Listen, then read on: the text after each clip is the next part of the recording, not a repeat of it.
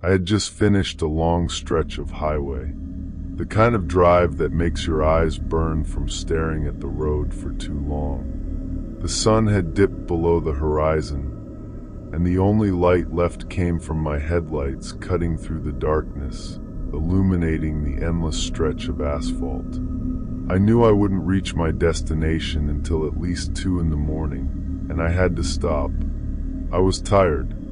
I needed fuel, and a quick break was inevitable. It was one of those rare, desolate stretches of road where you won't find another car for miles.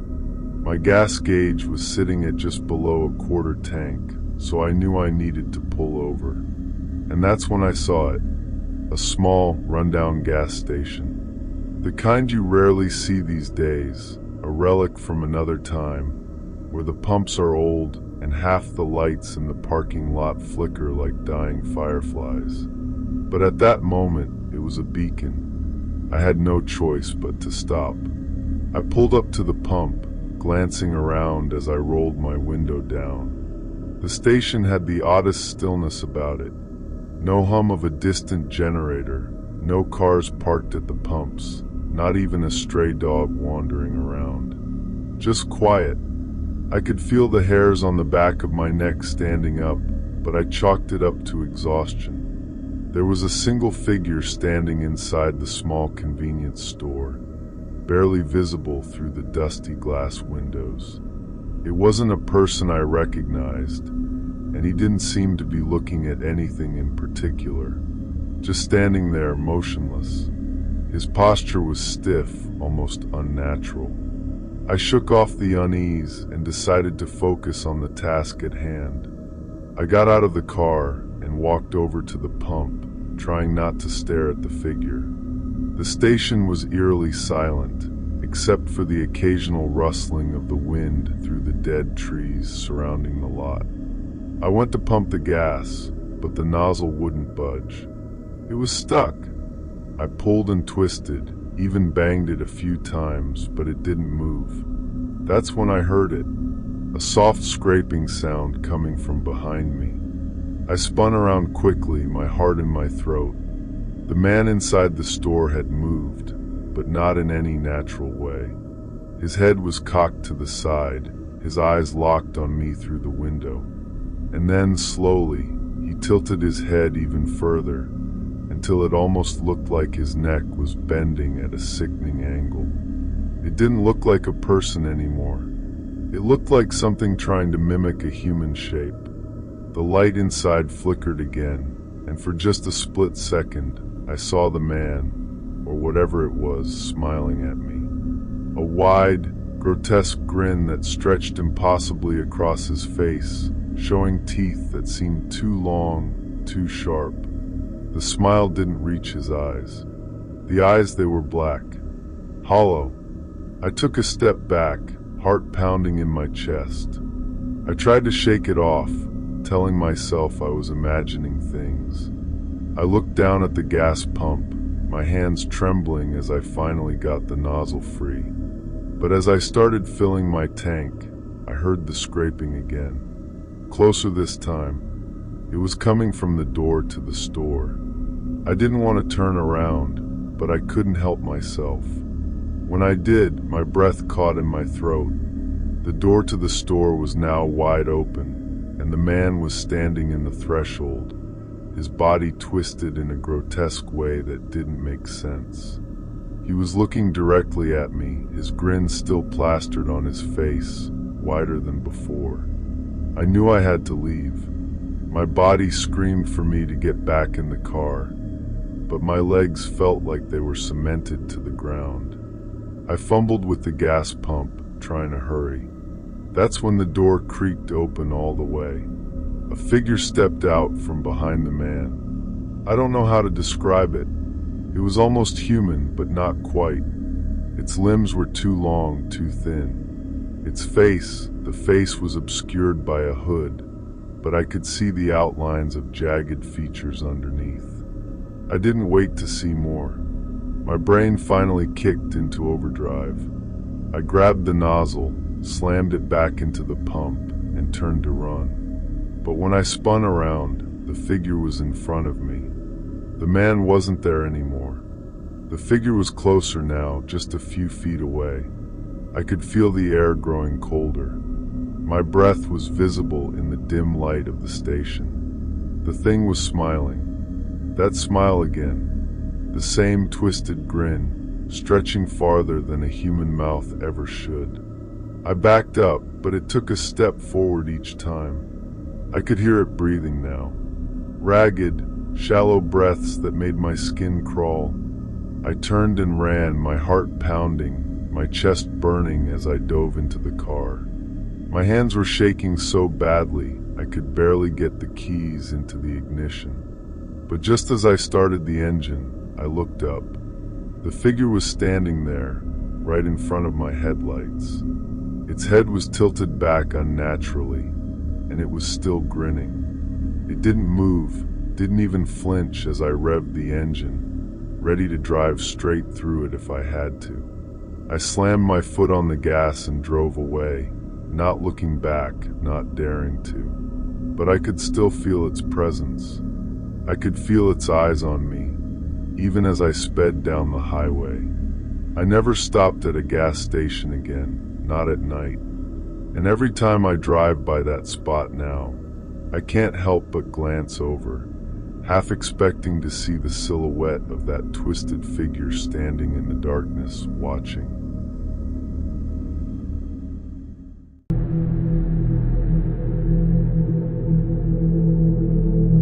I'll never forget the night I stopped at that gas station.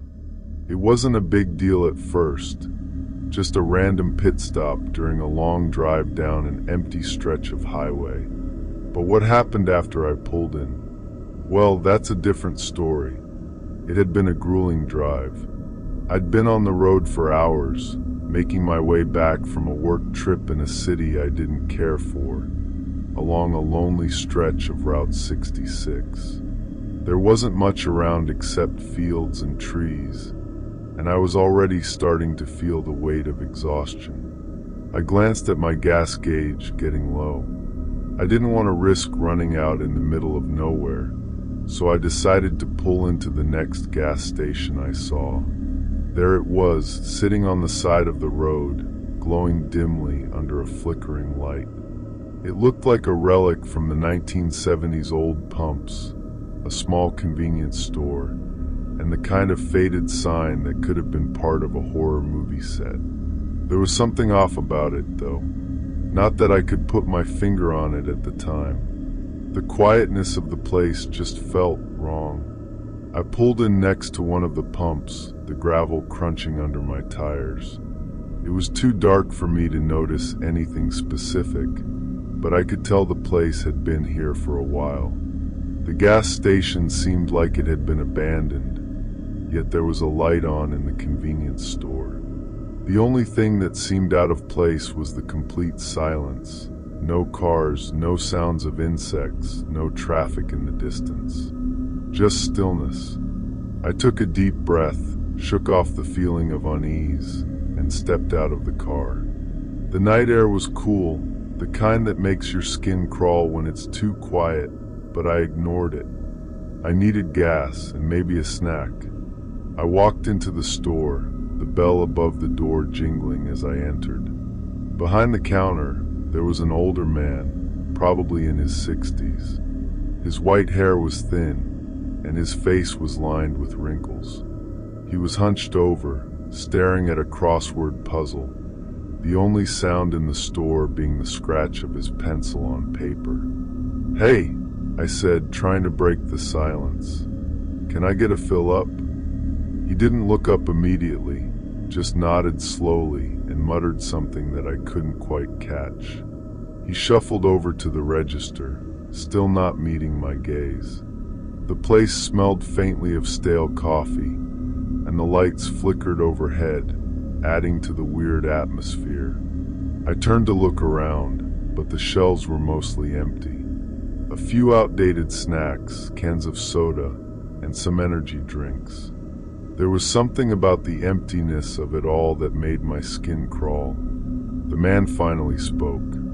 "You're traveling alone?" His voice was low, like he was trying to be quiet, but I couldn't shake the sense that he was watching me closely. I nodded. "Not safe out here alone at night," he said, his voice almost a whisper. "These roads, they've got a way of taking people." I laughed, though it came out nervous. "Yeah, I've heard that. It's just a pit stop." He didn't smile, just kept looking at me with those tired eyes, his fingers tapping the countertop in a rhythmic pattern.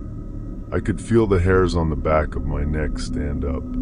Something about this man felt wrong. I tried to brush it off and walk back outside, hoping to get the gas and leave as quickly as possible.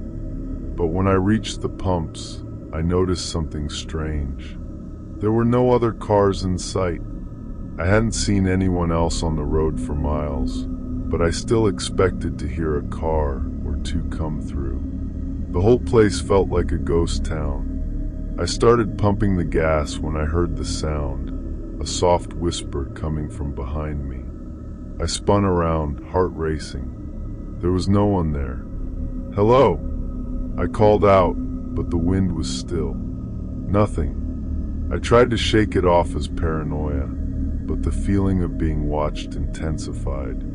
I hurried to finish up, glancing over my shoulder again as I screwed the gas cap back on. That's when I noticed something else. The convenience store door was now wide open, and the old man was standing in the doorway, staring at me, unmoving. His eyes were wide open, too wide, like he wasn't blinking, just staring.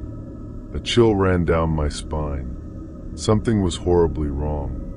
I started walking faster, my eyes on the man as I made my way back to the car. Just as I reached the door, I heard it again, this time unmistakable. A voice, low and guttural, almost a growl, whispered from behind me. "Don't go." I froze. I whipped around, but there was no one there. The door to the convenience store was still open, but the man was gone. My heart thudded in my chest, panic rising in my throat. I didn't know what to do.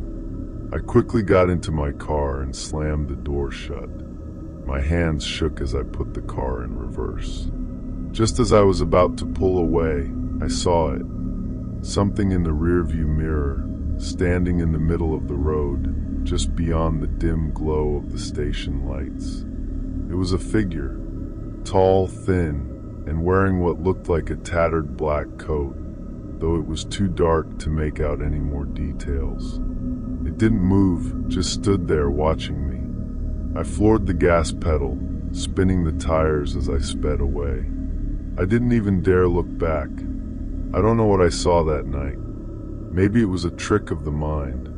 Maybe the old man was just eccentric and the place was abandoned. But I've driven that stretch of highway dozens of times since then, and I've never seen that gas station again. It's as if it never existed. But every now and then, when I'm driving through the dead of night, I swear I see a shadow cross the road in my headlights. A tall, thin figure, just standing there, waiting for someone like me to stop. And I always drive faster when I see it.